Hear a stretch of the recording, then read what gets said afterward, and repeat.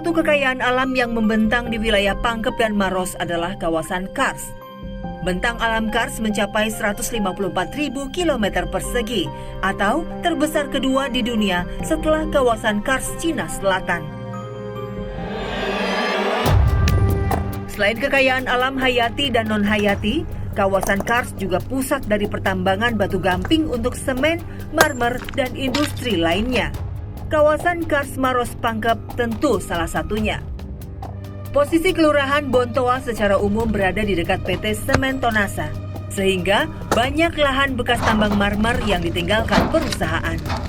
Seperti Pak Rewe ini, setiap hari ia dan beberapa rekannya memecah batu limbah tambang marmer untuk dijual dan memenuhi kebutuhan sehari-hari.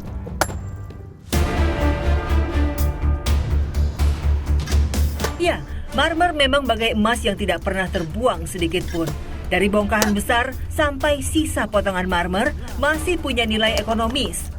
Hanya saja, tentu mereka yang mencari limbah tak mendapatkan hasil sebesar perusahaan yang menambang Kars pada awalnya. Biasanya limbah marmer digunakan untuk bahan baku ternak ayam. Hal ini dikarenakan kalsium yang dikandung dalam limbah marmer. Bongkahan yang masih besar dibakar terlebih dahulu agar terlihat seratnya. Setelah itu, limbah marmer dipecah kecil-kecil untuk nantinya diangkut di truk pengepul. Berapa banyak Bapak harus mengumpulkan batu-batu ini dan bagaimana Pak? Boleh dijelaskan nggak Pak? Itu saya bilang tadi 3 hari. 3 hari? 3 hari mengumpulkan 3 hari ini? mengumpulkan ke situ baru satu mobil. Bapak dapat uang berapa Pak? Kalau dapat uang 220. 220.000? Iya, satu mobil. Satu truk besar? Iya, satu truk. Dalam waktu berapa hari itu Pak? 3 hari. 3 hari? Iya. Lalu Bapak berapa orang yang ikut mengumpulkan? 2 orang. Oke, Bapak berdua dalam waktu 3 hari mendapatkan upah sekitar 220.000. Iya, iya.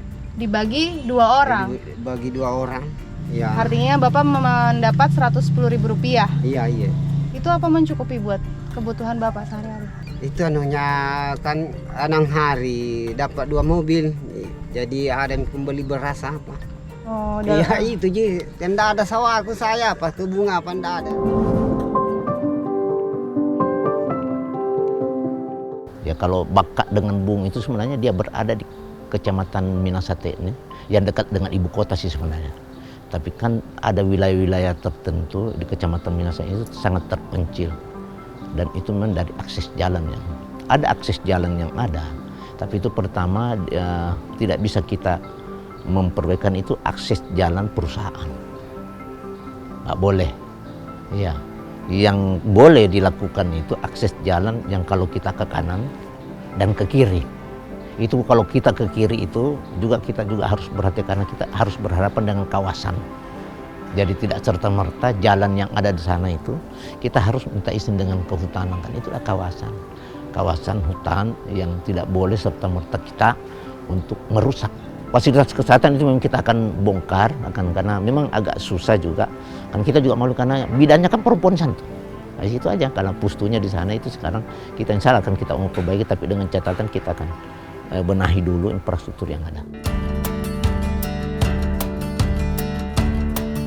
Pepatah berkata, hidup memang terkadang tidak adil. Tapi tak selayaknya mereka di Bung dan Baka tidak merasakan manisnya buah kemerdekaan berupa pembangunan untuk daerah mereka.